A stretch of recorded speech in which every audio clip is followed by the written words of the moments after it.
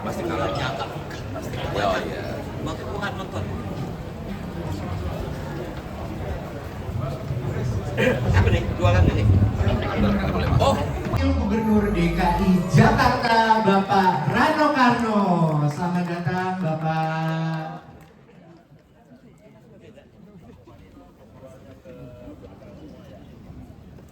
Yang terhormat kepada Bapak Wakil Gubernur DKI Jakarta Bapak Rano Karno, yang kami hormati para narasumber Future Festival 2025.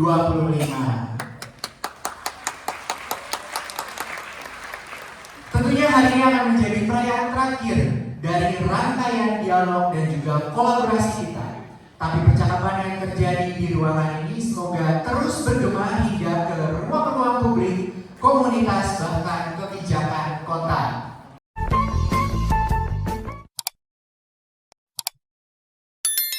Jadi event kami ini adalah merupakan momentum perayaan kolaboratif kota yang dirancang sebagai ruang ekspresi, eksplorasi, dan mediasi lintas sektor dalam menyambut 3 momentum strategis Jakarta. Yang pertama adalah penyusunan rancangan dokumen RPJMD 2025 sampai 2029.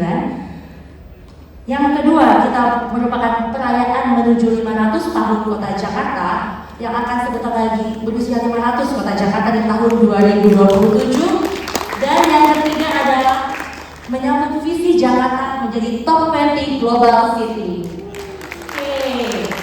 Dalam sesi pada siang hari ini kita mengusung tema mengembangkan Jakarta Kota Sinema dengan tujuan merumuskan kembali gagasan Kota Jakarta sebagai kota sinema bersama dengan masyarakat dengan harapan bisa membantu ekosistem film di Jakarta melalui pertukaran perspektif bersama organisasi, aktor, hingga stakeholder. Diskusi ini diharapkan bisa membuat kerangka organisasi yang konkret untuk mengembangkan Jakarta sebagai kota sinema.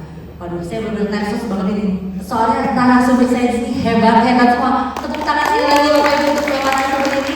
Sebelum saya memperkenalkan satu persatu ya Bapak izin. Seperti kita ketahui, industri film dan video di Jakarta menunjukkan tren yang sangat meningkat. Di tahun 2024 kita mencatat angka kenaikan sebesar 6,22%. Dan itu bukan hanya untuk data ekonomi, tetapi juga menjadi sinyal kuat bahwa Jakarta memiliki potensi yang sangat besar untuk mengembangkan film dan juga sinema untuk mendukung Jakarta sebagai kota global. Di sisi lain, tantangan struktural tentunya seperti birokrasi perizinan dan juga yang belum mungkin masih terbatas dan juga terbatasnya infrastruktur produksi dan dukungan yang belum konsisten terhadap pengembangan ini perlu menunjukkan bahwa masih banyak isu yang perlu kita selesaikan bersama. Maka dari itu di sini bukan hanya dari segi pemerintahan, ada Bapak Wakil Gubernur, lalu juga kami mengundang banyak sektor di sini, para stakeholder hebat untuk kita bersama-sama mendiskusikan bagaimana caranya mengembangkan Jakarta sebagai kota sinema. Untuk menggali hal-hal tersebut lebih dalam, izinkan saya memperkenalkan para narasumber kita, Pak Rano Karno, Wakil Gubernur DKI Jakarta, dan Bapak Ibu. Beliau adalah tokoh senior tentunya di dunia film. Ini saya kalau ingat waktu zaman saya kecil, saya masih nonton film dulu Bapak. Waduh, izin, enggak apa sih muda Pak. Sampai saking fansnya Pak, saya kuliahnya di kampus tempat syuting loh Pak. Saking pengennya di sarjana teknik kayak Bang Dul. Izin. Beliau ini izin ya Bapak, sedikit contekan takut salah. Beliau memulai kiprah politiknya sebagai anggota MPR RI tahun 1997 sampai 1999 dan pernah menjadi duta besar UNICEF untuk PBB di bidang pendidikan pada tahun 2002 sampai 2007. Beliau juga pernah menjabat sebagai Wakil Bupati Tangerang, Wakil Gubernur dan Gubernur Banten, serta anggota DPR RI Komisi 10.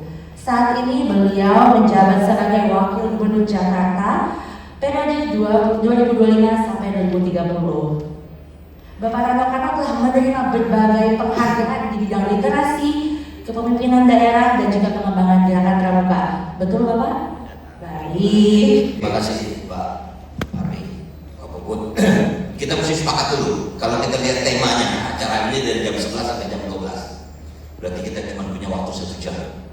Paparan saya lebih dari 1 jam. Teman-teman sekalian, saya baru pulang dari Bali. Sebetulnya saya pikir biasa saja acara ini. Begitu saya lihat, saya bekerja semalam sampai setengah 12 malam. Dan jam 3 pagi saya sudah bangun, saya pergi ke Monas. Saya mempersiapkan apa? Mengembangkan Jakarta kota sinema. Jadi saya ingin sedikit bercerita. Teman-teman sekalian, kalau kita memaknai, mengembangkan satu-satu, artinya kita sudah punya bibit, betul? Kita sudah punya sesuatu dan sekarang kita ingin kembangkan. Ini sebetulnya tiba-tiba Jakarta Kota Sinema ini lahir dari teman-teman Tempo, media Tempo. Pada waktu saya diundang ke Balai Kota, belum jadi wakil gubernur. Waktu itu ada festival film yang diadakan oleh Tempo. Saya membaca tagline di depan, Jakarta Kota Sinema. Mungkin karena saya ada 80 tahun di dunia film, saya bertanya, Jakarta Kota Sinema konsepnya apa? Karena saya tahu ini pasti ditinggalkan kepada Pak Kut dan Pak Wagub. Harus kita bantu. Nah, jadi teman-teman sekalian, saya hanya ingin membuat kita membuka. Kenapa? Film ini harus kita kembangkan. Oke, ini hanya satu ilustrasi saja. Tanggal 5 Februari tahun 2025, saya hadir pada dinner festival film Tempo. Disinilah pertama kali disebutnya Jakarta Kota Sinema. Next, teman-teman sekalian, bersamaan dengan lahirnya Undang-Undang Nomor 2 Tahun 2024 yang mengatakan pada pasal 3 ayat 2, Provinsi Daerah Khusus Jakarta sebagaimana dimaksud ayat berkedudukan sebagai pusat perekonomian nasional dan kota global. Ada 2 poin yang harus gubernur dan wakil gubernur bangun. Paham? Oke. Nah, teman-teman sekalian, kalau kita bicara tentang perekonomian nasional besar, saya mengajak teman-teman masuk ke dalam perekonomian kreatif. Nah, teman-teman sekalian, sektor ekonomi kreatif ini telah menjadi pilar penting bagi perekonomian Jakarta. Ada 6 sektor: musik, film, kreasi desain, seni pertunjukan, kuliner, dan fashion. Itulah ekonomi kreatif. Bisa dibayangkan, barangkali berdasarkan data terbaru, ini terbaru, mestinya ini Bapak udah kasih data kepada saya. Ini data terbaru berdasarkan Badan Pusat Statistik Jakarta. Subsektor ekonomi kreatif ini menyumbang bukan 6, sekian, sekarang sudah 11,8%, yaitu PDRB. Kalau dihitung dari ekonomi kreatif, hampir 400 triliun yang dinikmati oleh Jakarta. Apakah kita puas? No. Di sini kita harus kembangkan. Setuju? Oke, next. Nah, teman-teman sekalian, tadi saya mengatakan kota ekonomi, saya persempit dalam ekonomi kreatif, kemudian kota global.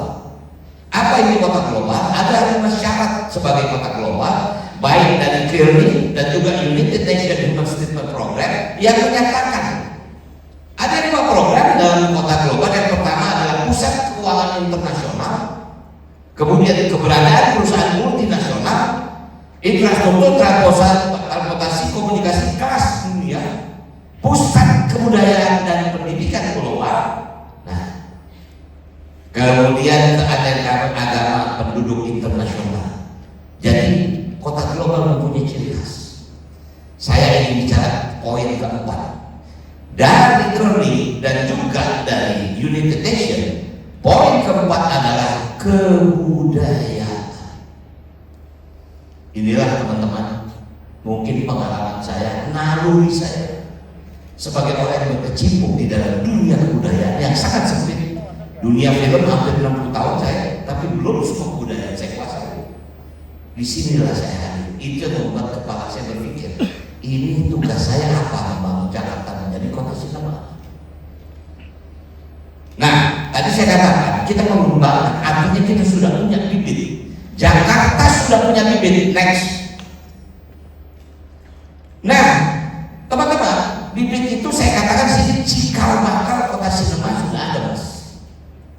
Yaitu keberpihakan pemerintah Jakarta terhadap perfilman. Lahir pada tahun 2012, Gubernur Fauzi Bowo mengeluarkan peraturan Gubernur nomor 115 tahun 2012 yang berisi pembebasan pajak hiburan sebesar 75%. Nah, jadi film sudah menjadi concern. Setuju? Tapi zaman Pak Jokowi diturunkan menjadi 50%. Saya belum tahu, saya belum pelajari kenapa Pak Foga 75%, zaman Jokowi turun 50%. Artinya spare dari pajak tontonan itu dikembalikan kepada produser. Untuk apa? Membangun industri perfilman di Indonesia. Oke? Kemudian hubungan strategis apa? Amanat undang-undang tadi saya katakan. Dan kerjasama strategis antara Pemprov DKI dengan Kementerian Ekonomi Kreatif untuk menyelaraskan program pengembangan ekosistem film nasional dengan inisiatif di tingkat provinsi. Next, teman-teman sekalian, ini pergubnya. Ini di sini banyak ASN dan Pemprov DKI. Barangkali banyak yang tidak tahu tentang pergub ini. Sampai hari ini pergub ini belum dicabut. Artinya potongan yang dikembalikan kepada produser film Indonesia masih berlaku dan hanya di Jakarta, tempat lain tidak. Sementara distribusi film di Jakarta atau di Indonesia ada 7 provinsi: Medan, Palembang, Jakarta, Jawa Barat, Bandung, Semarang, Surabaya, Bali, Makassar. Cuma 7 kota besar di mana populasi jumlah penontonnya luar biasa. Saya mau bicara tentang jumlah penonton. Next. Nah, teman-teman sekalian, saya bangga bahagia begitu saya masuk ruangan ini penuh. Saya tanya, ini organik atau betul? Ternyata organik. Hah? Ini tidak ada disuruh-suruh kan? Tidak. Berarti sambutannya luar biasa. Saya berterima kasih. Di sinilah saya kasih informasi kepada Anda semua. Yakin saya di ruangan ini ada seorang sineas muda yang ingin berkreasi tapi tidak tahu bagaimana caranya. Baik, penonton film Indonesia terus tumbuh. Film lokal pun menguasai pangsa pasar domestik. Artinya film Indonesia sudah jadi tuan rumah di negerinya sendiri. Bayangin, pada tahun 2024 dengan total 122 juta. Jadi bayangin teman-teman, 2024 jumlah penonton film di Indonesia 122 juta. Dan yang luar biasa, 65% atau 80 juta itu penonton melihat film lokal. Jadi saya tidak kaget kalau misalnya ada film KKN penontonnya 10 juta. Agak lain 9 juta sekian. Jumbo sekarang nomor 1. Saya tidak kaget, bangga saya tidak pernah memilih terhadap suksesnya adik-adik saya, anak-anak saya, muda-muda yang bisa eksis di dunia film. Jadi teman-teman, bayangin jumlah penonton kita pada tahun 2024 122 juta penonton. Untuk film Indonesia 80 juta. Ini real data. Kemudian bayangin, ini dengan kesenjangan yang paling tinggi. Ini data lagi. Kesenjangan infrastruktur layar. Selalu Pak bicara tentang disparitas, kesenjangan, kaya miskin segala macam. Saya kutip maksud Pak apa, tapi saya ambil dari sudut film. Disparitas di perfilman ini juga jomplang luar biasa, teman-teman. Bayangin di Indonesia ini rasionya sekitar satu layar ditonton 120.000 orang. Di Cina satu layar ditonton 20.000 orang. Di Amerika satu layar 8.000 orang. Artinya apa teman-teman? Di Indonesia mungkin saya ini di Indonesia kita hanya memiliki 517 lokasi bioskop. Jumlah layanan 2.145 di 115 kabupaten kota. Paham? Paham? Di Indonesia kita cuma punya gedung bioskop cuma 517 layarnya, karena ada satu gedung bisa 4 layar, itu kan 21 segala macam. Di Cina mereka memiliki 9.520 lokasi bioskop, layarnya 86.000. Amerika memiliki 5.600 lokasi bioskop, layar bioskopnya 40.000. Apa yang terjadi? Sekarang terjadi anomali di Indonesia. Saya minta maaf, sombong sedikit, baru pulang dari festival film Cannes. Seumur saya menjadi orang film, baru pertama kali saya datang ke festival film Cannes. Karena saya sadar festival film Cannes ini bukan market saya. Saya ini sidul anak sekolah. Tapi kalau film Cannes, Kontrak, Jumbo, nggak ada orang sono nonton sidul. Artinya saya tidak siapkan untuk masuk ke dalam market internasional. Yang ini saya sampaikan, dunia berebut dan melihat Indonesia. Tidak ada di dunia ini dengan kapasitas kita cuma punya 2.145 layar memiliki jumlah penonton 122 juta orang. Tidak ada. Jadi sekarang, maaf, lepas mungkin suka tidak suka, tapi saya bangga. Adik saya yang namanya Joko Anwar datanglah perusahaan besar MGM membiayai film dia.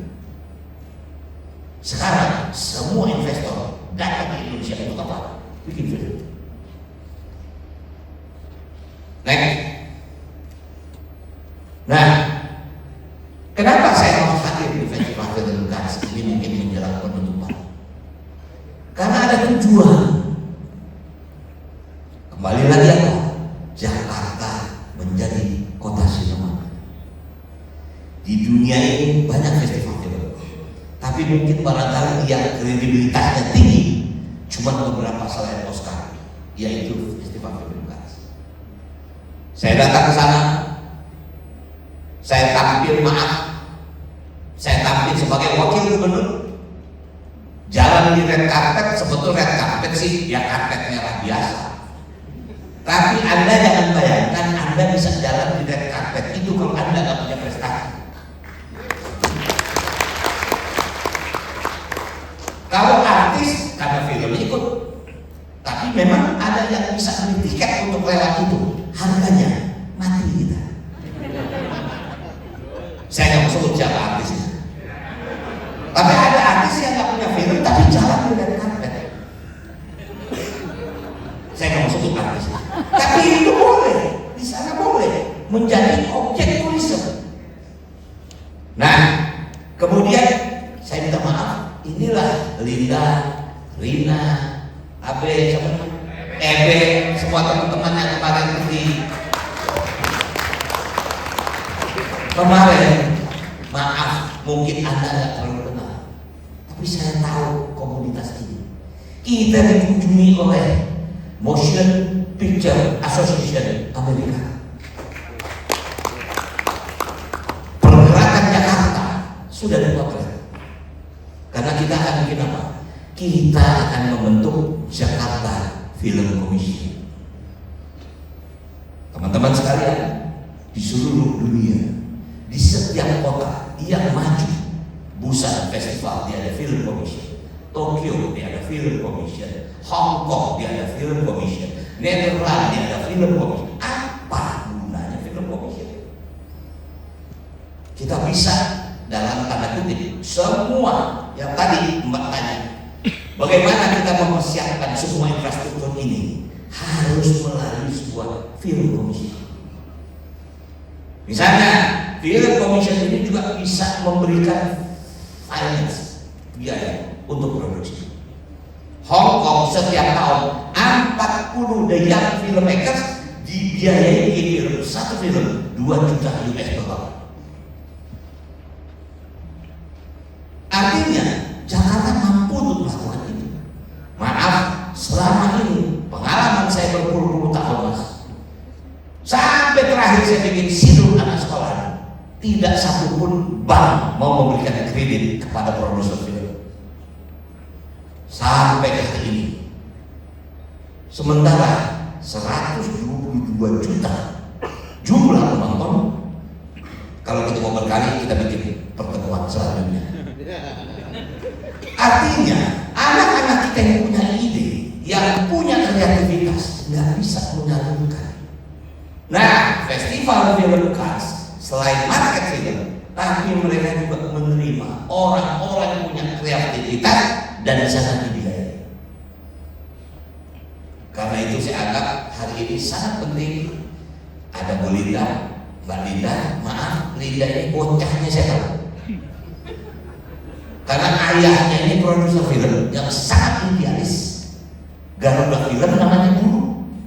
Saya pernah main dalam film Buah Terlarang sama Yesus.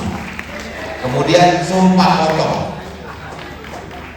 Kalau Mbak Linda ini jago-jago festival. Saya jujur sama mereka, saya nggak tahu festival film internasional. Bantu saya untuk membangun. Karena insya Allah 2027 Jakarta akan membangun Jakarta Film Commission dengan segala macam aspeknya, dan mudah-mudahan kita bisa menjadi penyelenggara festival film internasional. Sebagai penutup, next, kita punya ekosistemnya sebetulnya. Kita punya tempat ini, cuma tempat ini tidak ada bioskop. Saya perintahkan membangun gedung bioskop. Kita jadikan ini adalah komunitas atau ekosistem infrastruktur. Di sini ada IKJ. Tinggal kita benahi, kita bantu investasinya supaya maju, teknologinya kita up. Kemudian next. Nah, ayo, siapa yang pernah nonton film ini? Siapa yang pernah nonton film ini? Film ini judul Extraction. Memang diputar di tempat mas ini. Dan yang saya pertama kali agak bingung, film ini dibintangi oleh bintang luar biasa. Yang main Thor ini siapa namanya? Chris. Syutingnya di Dhaka, Bangladesh, kota kumuh, buruk. Kenapa dijadikan lokasi syuting? Berarti ada sesuatu yang ditawarkan. Bikinlah yang kedua. Saya dengar mereka mau bikin yang ketiga. Apakah Jakarta siap menjadi lokasi untuk syuting film ini? Harus ada Jakarta Film Commission. Mungkin itu yang bisa saya sampaikan. Terima kasih. Diskusi sangat menarik, nanti pada sisa tanya jawab. Terima kasih. Assalamualaikum.